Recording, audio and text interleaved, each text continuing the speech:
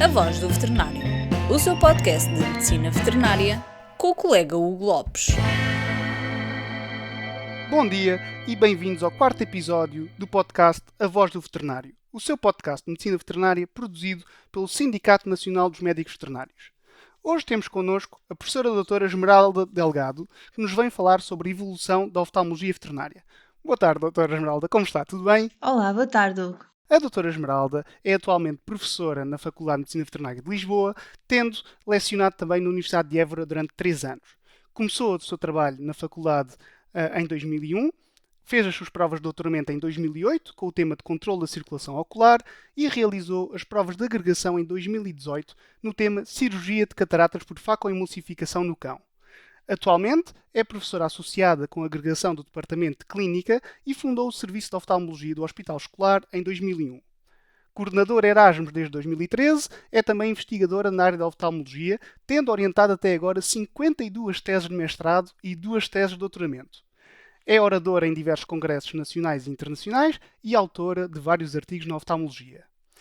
É também vice-presidente da European Society of Veterinary Ophthalmology, tendo descoberto na voz off que será a futura presidente com tomada de posse em outubro, e quero começar já por dar-lhe os parabéns por esta boa notícia, professora. Obrigada, Hugo. O que nós combinámos para este podcast foi que iríamos falar sobre a evolução da oftalmologia veterinária e a professora sugeriu vários temas para o fazermos. Combinámos que ficaríamos mais ou menos combinados em 5 minutos para cada tema.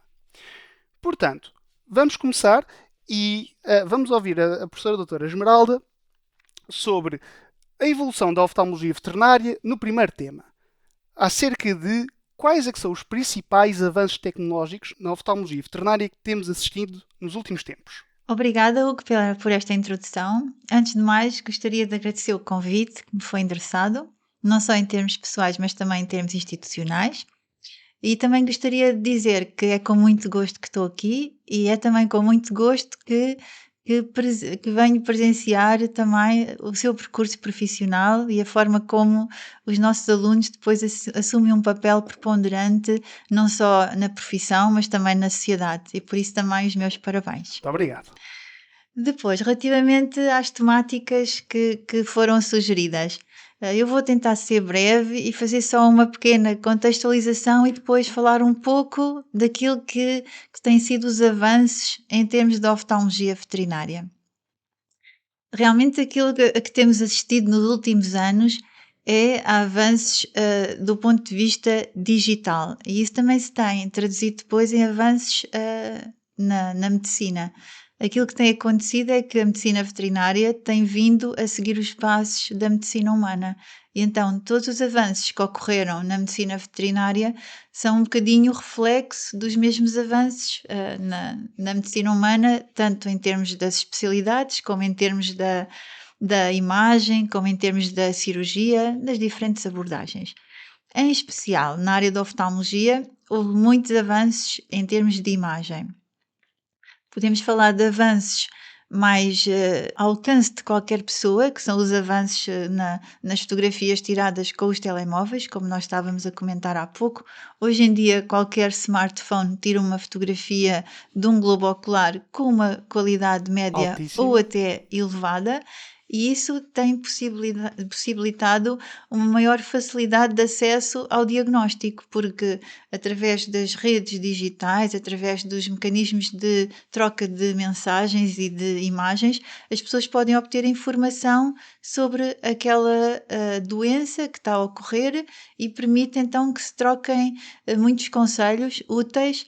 É importante também não deixar de referir que também pode levar a alguma desinformação, porque por vezes os tutores também podem fazer o seu próprio autodiagnóstico erradamente, e é um bocadinho de evitar as automedicações e o acesso indiscriminado ao Dr. Google, como nós costumamos dizer, por vezes também não traz bons resultados. E um certo facilitismo farmacêutico também. As medicações oculares não costumam ser muito protegidas em termos de dispensa nas farmácias.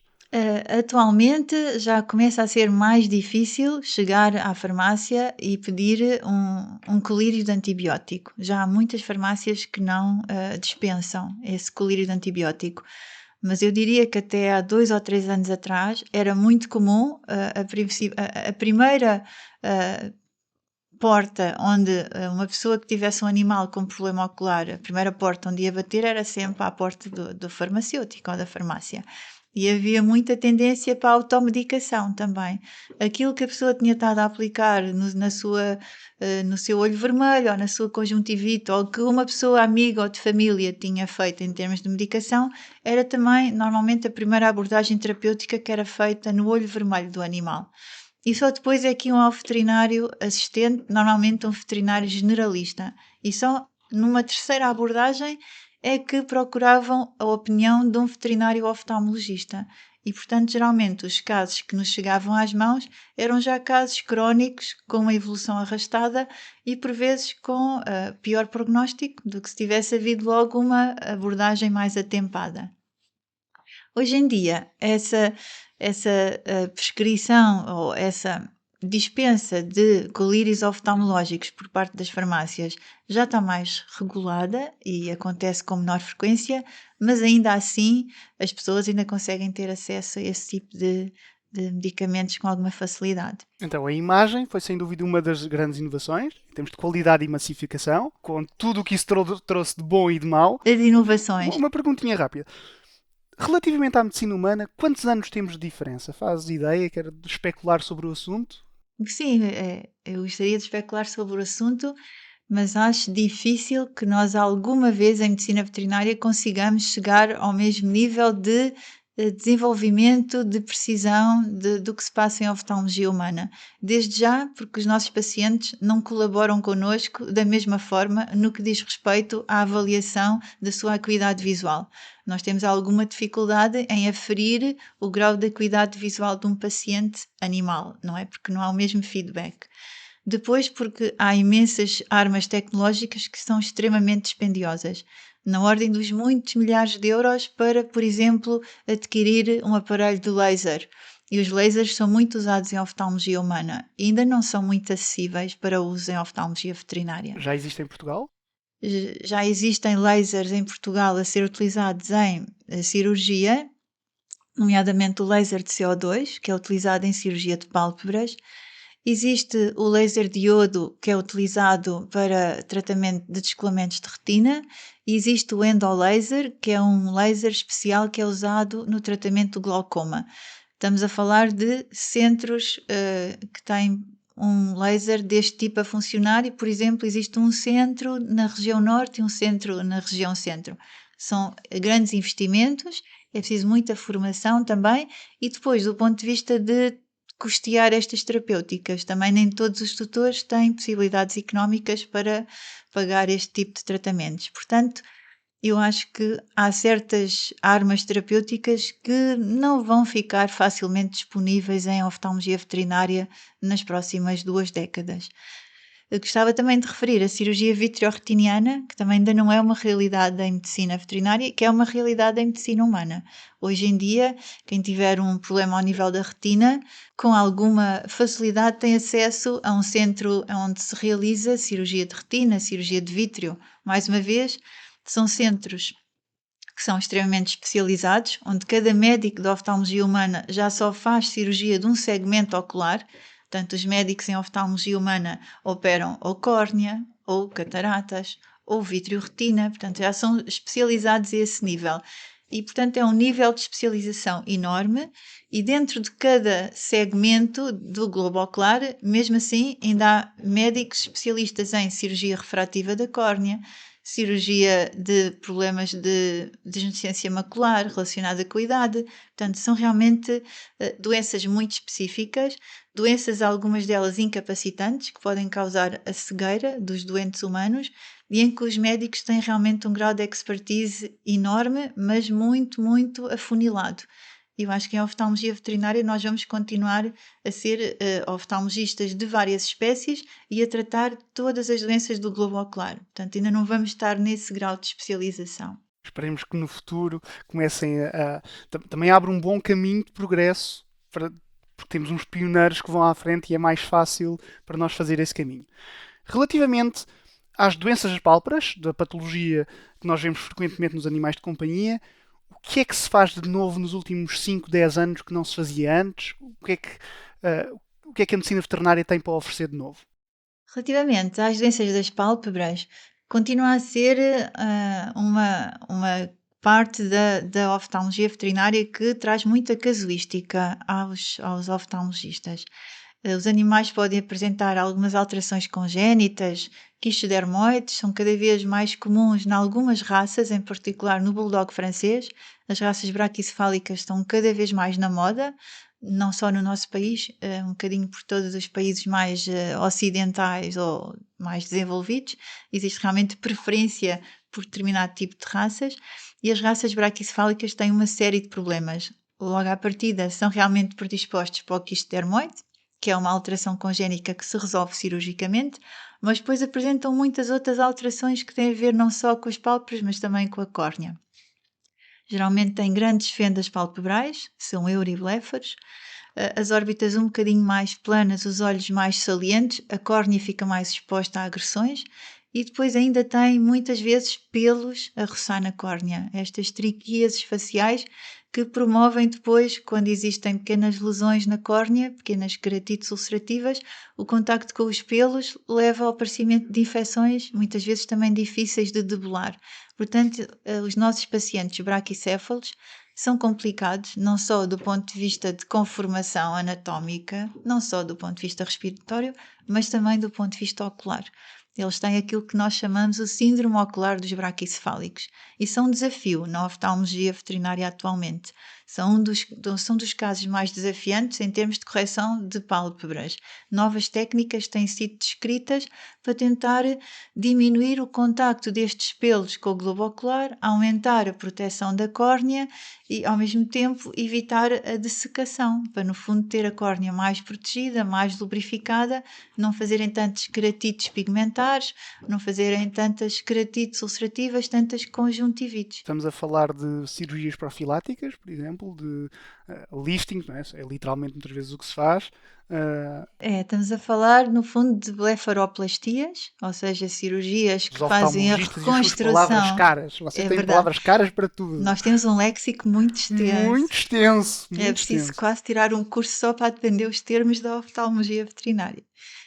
Mas as blefaroplastias, que antes eram cirurgias corretivas, sobretudo de entrópions, ectrópions, ou olhos em forma de diamante, como no caso das raças gigantes, o São Bernardo, o Dog de Bordeaux, ou as raças de grande porte, geralmente têm uma fenda palpebral grande, grande peso das orelhas, grande peso das pregas de pele frontais e têm algumas anomalias ou alterações palpebrais. No caso das raças braquicefálicas, as blefaroplastias são sobretudo no sentido de encerrar parcialmente a fenda palpebral, torná-la mais pequena, de forma ao olho ficar mais protegido, e evitar o contacto com os pelos, sobretudo na região medial, portanto são blefaroplastias mediais, em que nós reconstruímos um bocadinho o canto palpebral medial.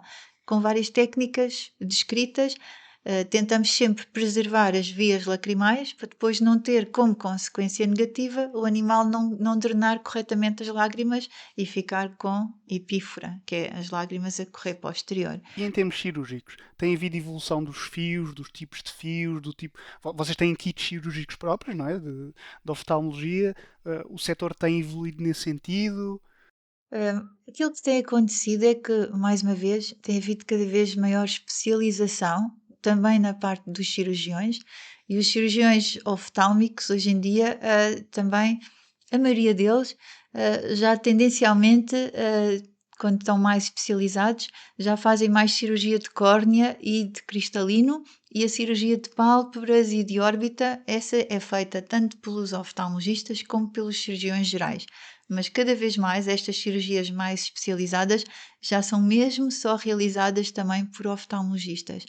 O grau de expertise que é necessário também já é elevado. Geralmente é importante ter um meio de aumento, mesmo que não seja um microscópio cirúrgico, é importante ter uns óculos de lupa para poder ver melhor as estruturas. Os instrumentos microcirúrgicos são aqueles que são usados por baixo do microscópio cirúrgico. Na cirurgia de pálpebras, nós podemos usar instrumentos de macrocirurgia, mas miniaturizados, para serem mais delicados. E os fios de sutura Nós geralmente recorremos a fios de sutura da ordem dos absorvíveis ou não absorvíveis, que são usados nas outras cirurgias também. Tem havido evolução no sentido de mais fios monofilamento, causa menos reação nos tecidos e que são reabsorvíveis, e nós também tendencialmente acompanhamos essa evolução. Portanto, cada vez menos usamos fios multifilamento, reabsorvíveis, e usamos mais monofilamento.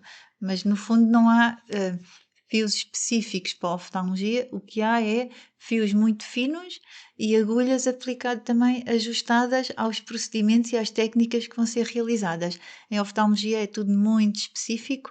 Um fio de sutura para a córnea tem de ter determinadas especificidades, um fio de sutura para a conjuntiva tem outras e para as pálpebras também tem determinadas especificidades. Muito bem. Agora, a próxima pergunta é sobre um tema que acho que é capaz de ser aquele que tem mais preeminência junto dos clínicos gerais, porque tem a ver com as doenças oculares infecciosas em gatos, que nós vemos todos os dias, e gostava de lhe perguntar de novo e talvez desmistificar algumas coisas sobre as principais causas e tratamento que têm evoluído nestes últimos anos relativamente às doenças infecciosas com repercussão ocular nos gatos. Efetivamente, é realmente uma causa muito comum de cegueira em gatinhos. Continua a ser, infelizmente, relativamente comum quando os gatos são adotados e são recuperados por terem nascido em liberdade, em colónias, ou quando nascem de mães não vacinadas, portanto, à partida com menores defesas, não é? Com menor imunidade inata. Esses gatinhos são mais suscetíveis aos vírus, às doenças virais, nomeadamente ao herpes vírus felino, ao calicivírus, que causam doença respiratória, mas também doença ocular. E, portanto, o herpes vírus felino, sobretudo, muito em particular, é o inimigo número 1 dos olhos dos gatos. Invariavelmente, quando nós vemos um animal da raça felina pequenino a vir à consulta, nós à partida vamos sempre colocar como fator etiológico daquela doença que ele apresenta o herpes vírus felino. O que acontece é que, por vezes, quando esses animais ultrapassam essa fase da vida inicial, são vacinados e melhoram a sua imunidade, eles ficam portadores do herpes vírus felino, portadores assintomáticos. Se houver uma depressão das suas defesas associada a uma doença, associada a um FIV-FeLV positivo, associada a uma viagem, ao stress da introdução do novo animal ou do novo elemento na família. Por vezes estes animais já adultos e imunocompetentes e vacinados podem mesmo assim sofrer uma exacerbação da sua infecção herpética, e realmente é uma causa muito comum de complicações a nível de globo ocular. Que complicações mais comuns é que podem acontecer secundárias a infecções herpéticas? Cimbléfaro, que são aderências da conjuntiva à córnea, sequestros da córnea, que são necroses do próprio estroma da córnea, mais comuns em persas, queratites eosinofílicas, portanto a própria córnea começa a reagir de forma exagerada, do ponto de vista imunitário, à presença do herpes vírus. E portanto o herpes é o inimigo número 1, é difícil de combater. Existem armas terapêuticas que nós vamos tentando sempre adaptar à nossa realidade, ao nosso contexto, porque algumas são dispendiosas. Para começar, em termos de antivírico tópico, continua a ser o ganciclovir. Idealmente, nos casos mais graves, nós podemos também adicionar um antivírico oral, o fanciclovir. Aqui o inconveniente é o preço. Fica uma terapêutica bastante dispendiosa e nem todos os tutores têm disponibilidade financeira para tal. Estamos a falar de centenas, de milhares? Estamos a falar de cerca de 400 euros por tratamento para uma semana de antivírico oral. Portanto, é um pouco dispendioso para além do resto das terapêuticas e da consulta, entre outros. Depois, podemos também estimular a imunidade, quer local, quer sistemicamente. E para isso temos armas como o interferon ômega e outros medicamentos no mercado, que no fundo é uma forma inespecífica de também tentar ajudar a combater o herpes vírus felino. Estava com esperança Bem, mas passa um bocadinho que agora com esta nova investigação dos vírus, que os antivirais venham a dar passos importantes, que passem a ser mais baratos e estar disponíveis em formulações mais acessíveis do que até agora. Algo me diz que vai custar muito desta parte. Principais avanços nas úlceras corneais. É realmente uma área que me é muito querida porque eu gosto muito de cirurgia de córnea. Eu acho que a maioria dos oftalmologistas veterinários tem uma certa ah, apetência pela microcirurgia e pela cirurgia de córnea. Em relação às úlceras da córnea, na verdade temos dois tipos de úlceras. Aquelas que se podem abordar medicamente e que vão evoluir, vai demorar mais ou menos tempo, vão acabar por cicatrizar, e aquelas que, pela sua profundidade, pela sua gravidade, extensão, pelo facto de estarem infectadas e de haver um risco de perfuração, aquelas que necessitam de abordagem cirúrgica. Para as primeiras, as mais superficiais, nós podemos focar-nos na abordagem médica. E aquela que é feita é a prescrição de um antibiótico tópico, um fármaco cicloplégico para ajudar a controlar um bocadinho a dor e muito importante colocar sempre colar isabelino. É muito importante porque por vezes os tutores não cumprem e depois existem então complicações indesejáveis, uma úlcera anteriormente não complicada, Já me está a roubar uma pergunta rápida. Mesmo nos gatos, mesmo nos gatos, vocês costumam pôr sempre colar nos gatos? sempre. Estou a perguntar só porque havia a questão de ser algo estressante para eles e, por exemplo, no caso das úlceras herpéticas, poderia atrasar um bocadinho, mas em termos de relação risco-benefício, sem dúvida que o benefício vocês acham que pende para o lado do colar. Nós achamos que sim. Quando falamos de uma úlcera da córnea que cora, fluoresceína positiva, que há um risco de se complicar com a infecção e que pode progredir até à perfuração em 24 a 48 horas. E não é verdade que os gatos não coçam. E não é verdade que os gatos não coçam, até porque faz parte da sua higiene, não é? Eles lambem a pata com a sua língua carregada de bactérias e passam a pata contaminada pelo globo ocular. E, portanto, é completamente contraindicado e o uso de colar isabelino é obrigatório. Assim como o uso de corticosteroides está completamente proibido. Não há nenhum aluno que saia da FMV que não saiba isto. Não olhe para mim, eu confere, sei, Hugo, confere. eu sei. Eu sou dessa equipa. Eu sei. Relativamente às úlceras da córnea, infectadas, profundas ou perfurantes, essas requerem abordagem cirúrgica. E é aqui que realmente tem havido muitos avanços ultimamente. Têm-se criado novos biomateriais para, no fundo, substituir a córnea que está defeituosa e que está em falta. Podemos recorrer a biomateriais de origem natural ou de origem sintética. De origem natural, podemos recorrer à membrana amniótica. Essa membrana amniótica que se usa é recolhida em condições especiais, normalmente é através de cesariana, depois essa membrana amniótica é manipulada em laboratório, é congelada e é enviada para os consumidores, que são os médicos veterinários, e portanto tem ali recurso a um tecido que se pode vir a diferenciar em queratócitos. Aquele tecido, aquelas células são pluripotentes. Portanto, ainda não se diferenciaram, mas têm essa capacidade. E realmente, quando corre bem, a cirurgia tem resultados absolutamente espetaculares. Mas existe algum risco de rejeição e geralmente a membrana amniótica, quando é utilizada, já é em casos muito graves. E, portanto, é evidente que nem todos, às vezes, têm uma evolução favorável. Mas é uma boa alternativa. E já é um recurso acessível? Um veterinário é fácil adquirir? Qualquer veterinário pode encomendar. A empresa com a qual nós trabalhamos está sediada em Espanha. Eles enviam pelo frio e depois, desde que se mantenha sempre o ciclo do frio, a membrana amniótica preserva-se durante 1 ano e é uma ótima arma terapêutica. Casos em que há mesmo verdadeiras crateras ao nível da córnea, nós pomos várias camadas e a córnea volta a ficar formada e com alguma transparência, portanto o olho volta a ser funcional e temos realmente alguns casos que têm uma evolução absolutamente espetacular. Existem também outros biomateriais à base de submucosa de intestino de suíno, que são só células já desidratadas, têm a matriz celular e que dão suporte tectónico à córnea. Existem inclusive próteses de córnea, queratopróteses, mas há sempre mais risco de rejeição destes materiais.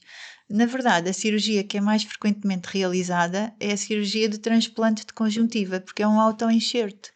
Não há qualquer risco de rejeição, o tecido está no próprio animal, é apenas escolhida a conjuntiva da região dorsal ao limbo esclerocorneano, é rodado ventralmente, é suturado por meio de técnicas microcirúrgicas e é uma técnica que realmente tem uma taxa de sucesso extremamente elevada. Mantém-se o suporte vascular, não é? Porque está ligado Exatamente, ali. tudo o que nós dermos por via sistémica vai chegar ao local da lesão, é um tecido que está disponível. Em qualquer globo ocular nós vamos ter a conjuntiva do próprio animal e, portanto, é uma arma terapêutica que Eu é diria amplamente que utilizada. continua a ser a mais frequente, a abordagem mais Continua a ser a frequente. abordagem mais frequente. Num animal que só tenha, por exemplo, um olho e que o flap tenha sido muito extenso e que possa comprometer a capacidade visual, podemos considerar a posteriori fazer um transplante de córnea e devolver novamente transparência. Mas é uma cirurgia com mais risco de complicações, nomeadamente de rejeição do transplante de córnea. Mas é uma área que ainda tem muito para evoluir em termos de futuro, de coisas que podem vir a ser feitas. É uma área muito desafiante. Não estava alerta para esse grau de utilização de biomateriais. E relativamente, que também sei que faz parte do seu trabalho, ao glaucoma. Quais é que são as novidades relativamente ao glaucoma? Pronto, relativamente ao glaucoma, infelizmente é uma doença que na medicina humana é responsável por muitos casos de pessoas que acabam por perder mesmo a capacidade visual.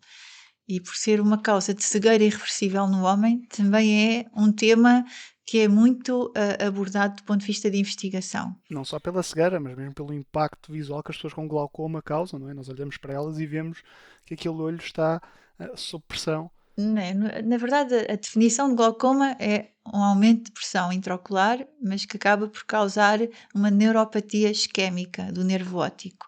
Em medicina humana, há glaucomas de pressão normal. Portanto, a pressão intraocular está normal, o que começa a ocorrer é a apoptose das células ganglionares da retina.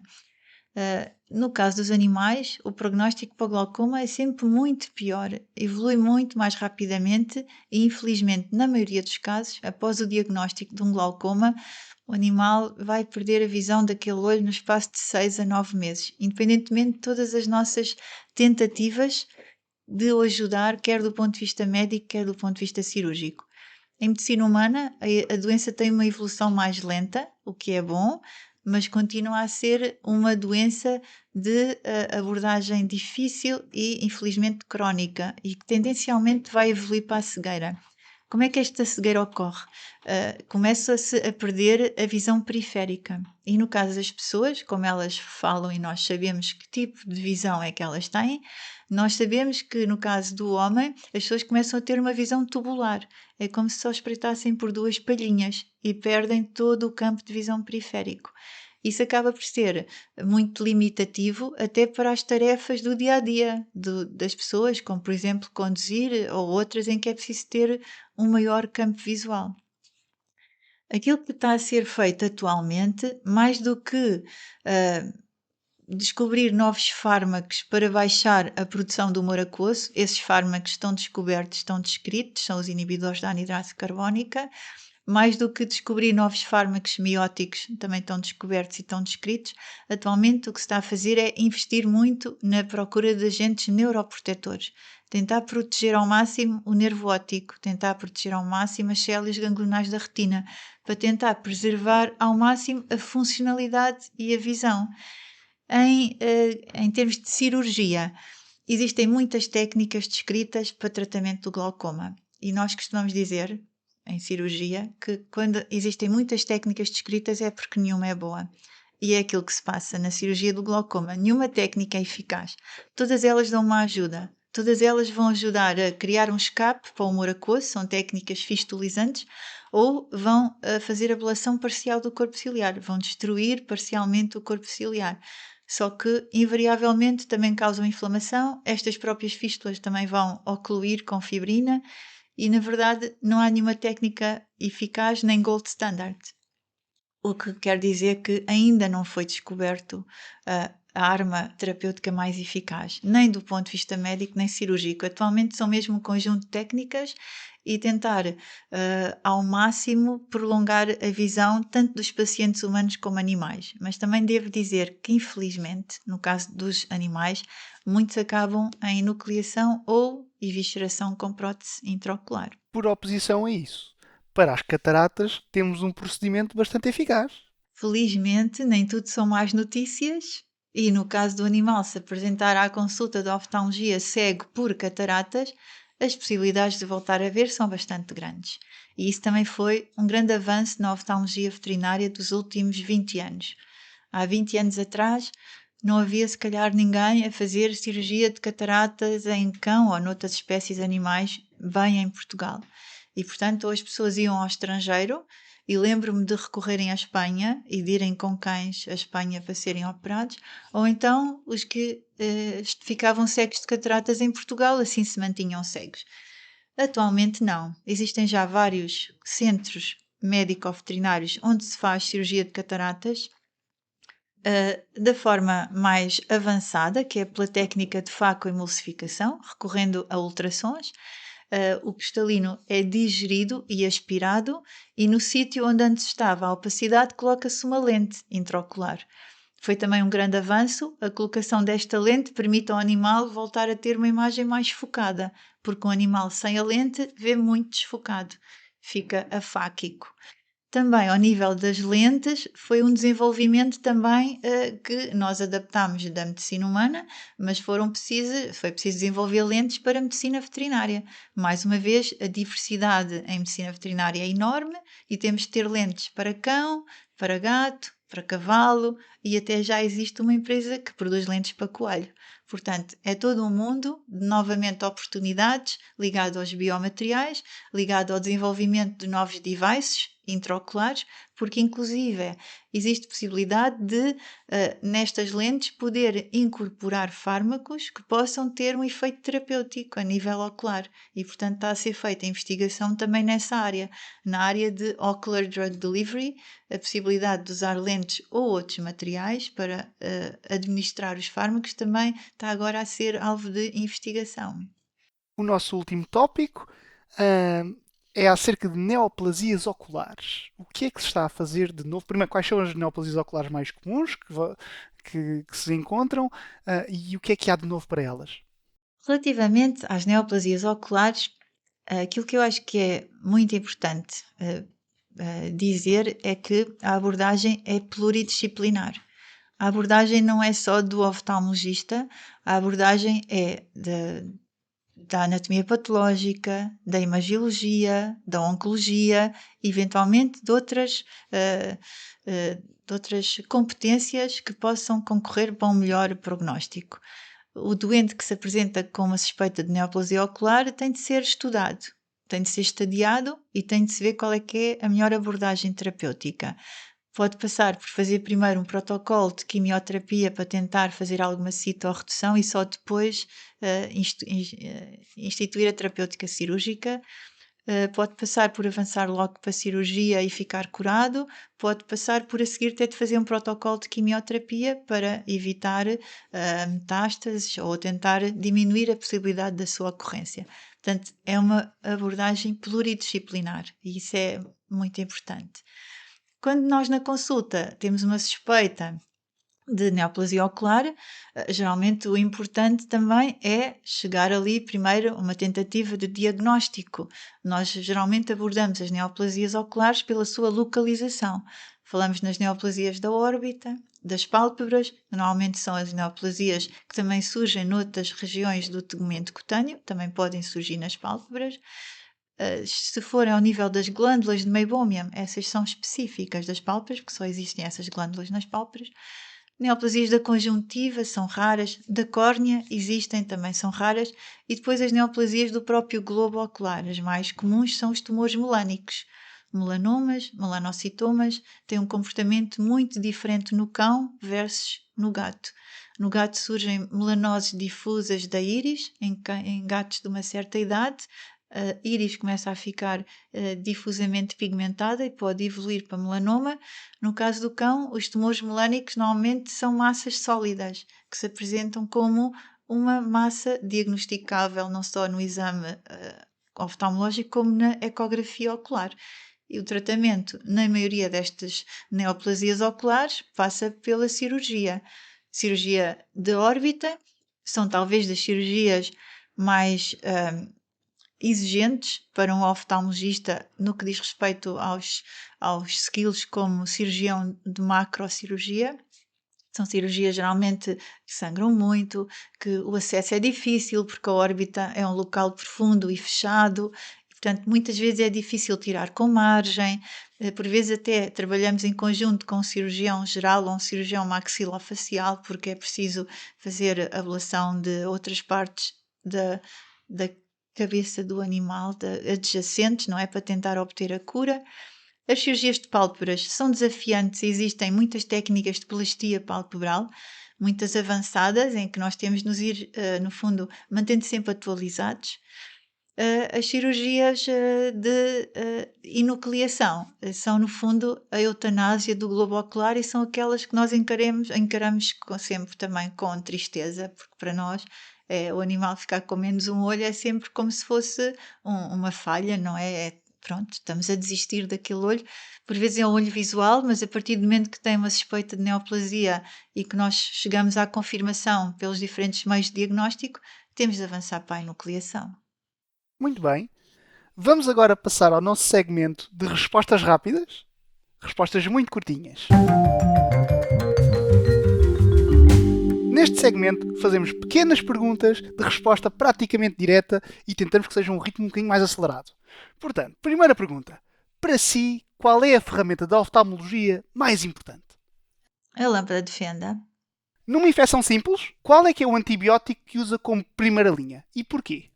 Cloranfenicol, porque também está disponível na linha dos medicamentos veterinários e porque é uma arma que tem uma boa penetração terapêutica. Em casos de dor oftalmológica severa, qual é a sua combinação analgésica preferida? Normalmente recorremos à metadona porque é o que temos também como analgésico de eleição no hospital. E no olhinho, o que é que põe? Na verdade, se for em consulta, nós podemos usar anestesia tópica, mas só atua 20 minutos, mas não podemos prescrever para casa porque tem um efeito epiteliotóxico. Portanto, fazemos sempre analgesia sistémica. Topicamente, fazemos um midriático, que vai abolir ali um bocadinho o espasmo do músculo ciliar. Herpes vírus. Trata-se com lisina ou não há evidência científica? Não há evidência científica, mas eu devo confessar que, como acho que mal não faz, há alguns casos em que eu continuo a aconselhar, embora realmente é controverso. Qual a espécie de animais exóticos, e aqui eu puxo a brasa à minha sardinha, que mais necessita de cuidados oftalmológicos e quais as patologias mais comuns? Eu penso que na nossa casuística o coelho é aquele que surge com maior frequência pelas uveites facoclásticas, por encefalitos unicuniculi, pelos glaucomas, pelas blefarites e até pelas cataratas que eles podem ter congénitas. Qual foi a espécie mais difícil ou mais estranha de tratar?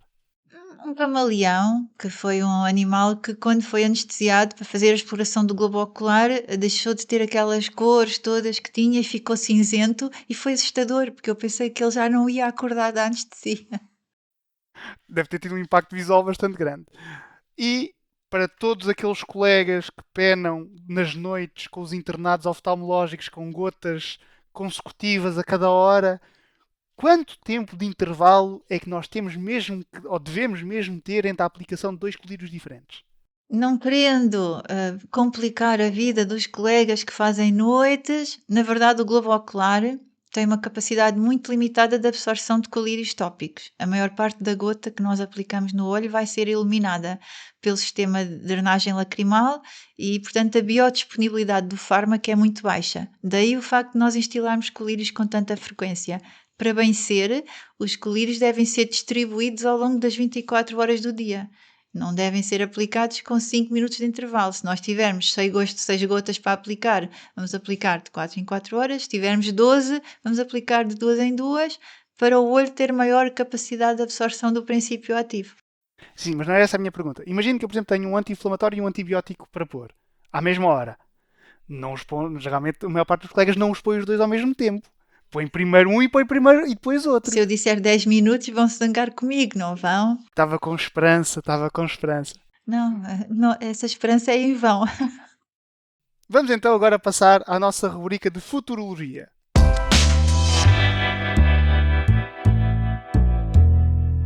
Damos 4 a 5 minutos para o nosso convidado falar sobre o que acha ou o que esperava que acontecesse no futuro mais ou menos próximo na sua área de especialidade. Portanto, doutora Esmeralda, nos próximos 5, 10 anos, o que é que acha que o setor da oftalmologia veterinária nos vai trazer de novidades? Hugo, eu acho que vamos continuar a caminhar no sentido da especialização. Portanto, fico feliz por perceber que alguns dos colegas que estagiaram comigo continuaram a seguir nessa linha, nessa área do conhecimento e que estão a procurar formação, quer em Portugal, quer no estrangeiro. Estão a fazer internatos, estão a fazer residências e, portanto, acho que nós vamos caminhar nesse sentido da especialização. Também vamos caminhar no sentido da cada vez maior interdisciplinaridade. Portanto, o médico veterinário da oftalmologia não vai conseguir fazer um bom trabalho se não tiver inserido numa equipa em que possa fazer uso de outras especialidades. E cada vez mais também. Acho que as pessoas vão estar conscientes de que é preciso cuidar bem dos seus animais, não só de companhia, das diferentes espécies, e vão recorrer a opiniões de profissionais cada vez mais especializados. Acho também que é importante perceber que a oftalmologia não é uma área com que a pessoa saia com a formação toda quando sai da faculdade. É preciso investimento do ponto de vista de formação, é preciso investimento do ponto de vista de equipamento, é uma área de terminal de conhecimento, não é? Portanto, quando por vezes as pessoas dizem que não saem com os conhecimentos necessários da faculdade, é normal porque da faculdade nós saímos com uma ferramenta de trabalho, mas que no fundo nos assegura os day one skills. Nós sabemos fazer determinado tipo de técnicas, mas são as técnicas básicas. Qualquer ramo do saber que nós queiramos aprender e saber mais, vamos sempre procurar fazer formação ao longo da vida, que vai ser uma realidade de cada vez mais nos dias que correm.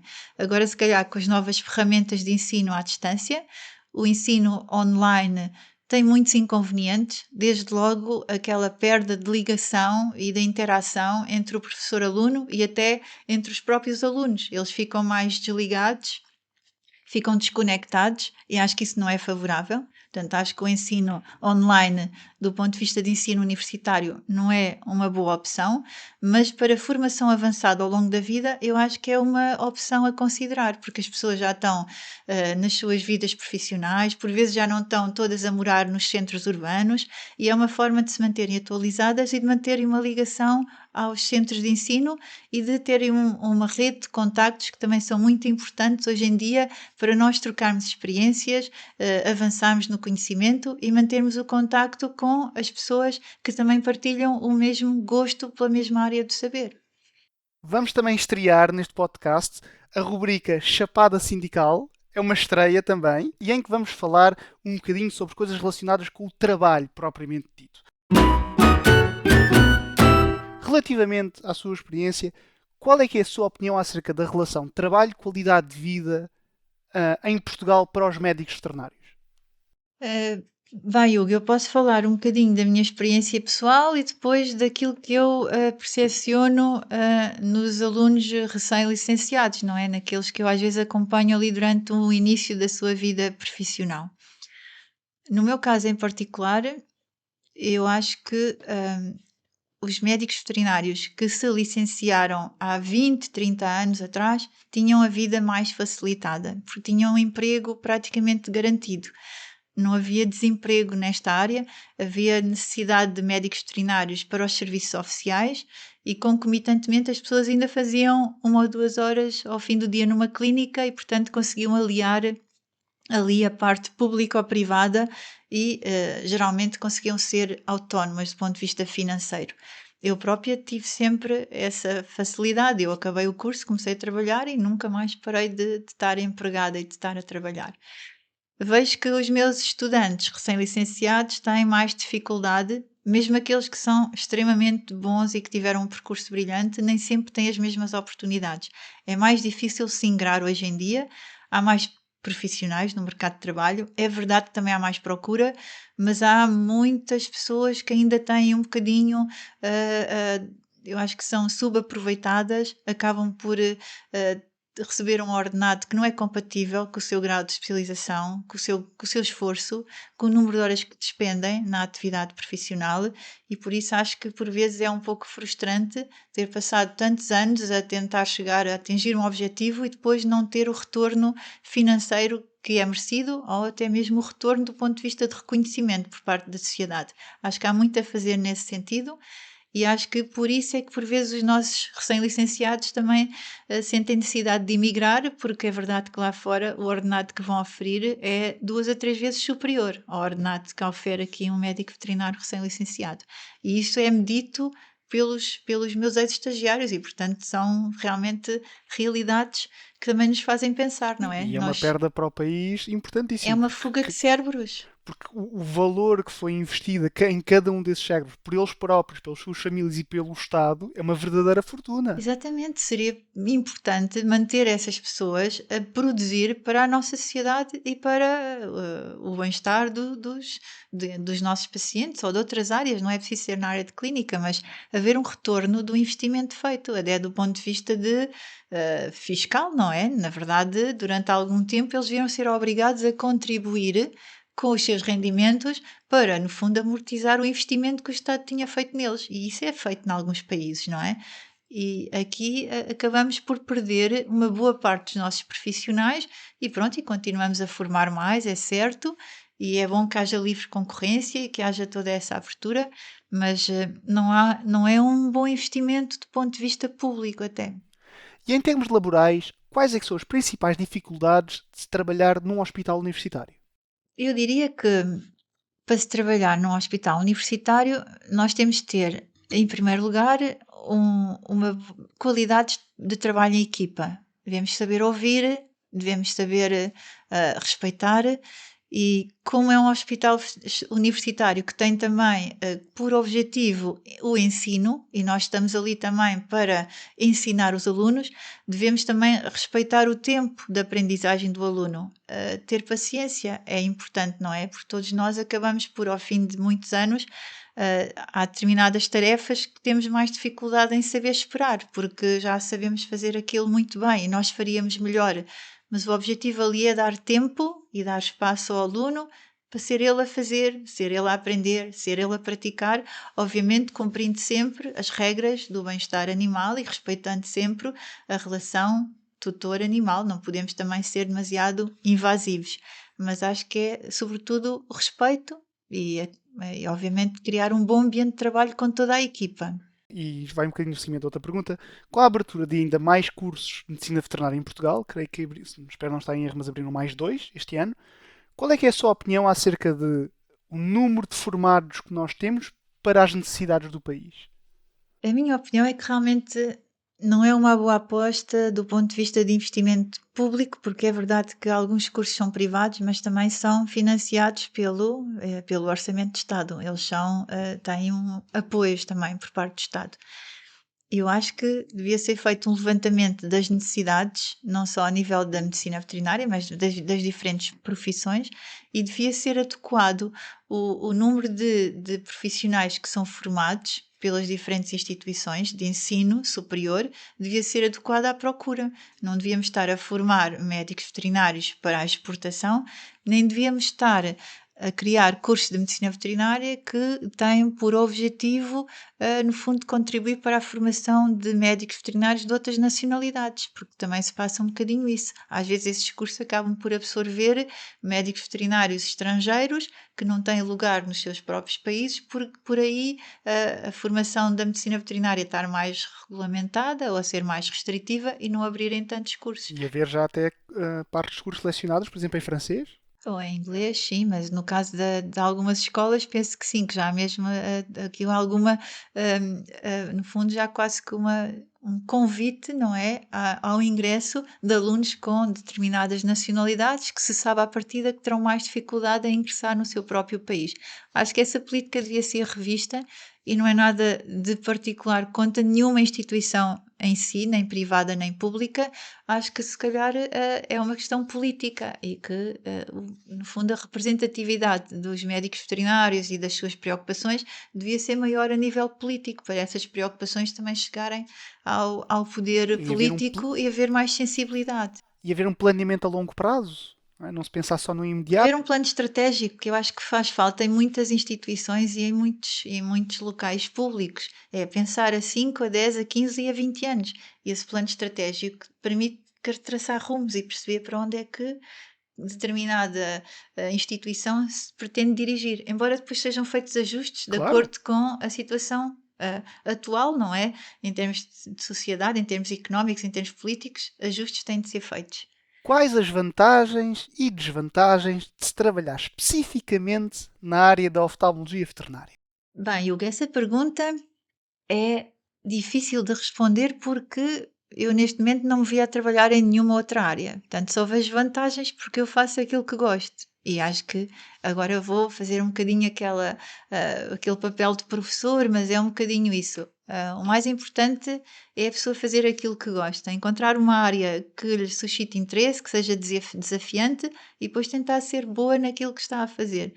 Nunca vai saber tudo, não é? A pessoa tem de manter sempre a humildade para perceber que precisamos de todos e da sabedoria de todos e contributo de todos, mas tentar também dar o nosso contributo para algo. E eu vejo vantagens porque, no fundo, eu acho que era uma área que não estava um pouco desprovida de meios humanos, não tinha pessoas que se dedicassem a essa área, e acho que nestas últimas 2 décadas foi uma área que foi crescendo em tamanho, foi crescendo em sabedoria, foi crescendo em melhoria nos cuidados de saúde que se prestam aos animais, de uma forma geral, e portanto sinto que, de alguma forma, isso também foi algo para que a Faculdade de Medicina Veterinária contribuiu. Eu, no meu caso em particular, também dei um pequeno contributo e também sinto orgulho nisso.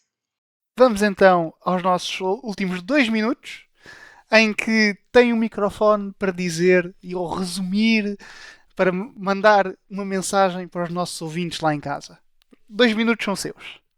É sempre difícil, e eu hesitei sobre qual seria o tema que eu iria abordar, porque eram tantos que eu tinha vontade de falar, mas como temos estado agora em tempos de pandemia e como eu estou ligada também ao ensino e agora à nova revisão curricular que vai ser implementada no curso, resolvi abordar um bocadinho esta problemática do ensino em medicina veterinária.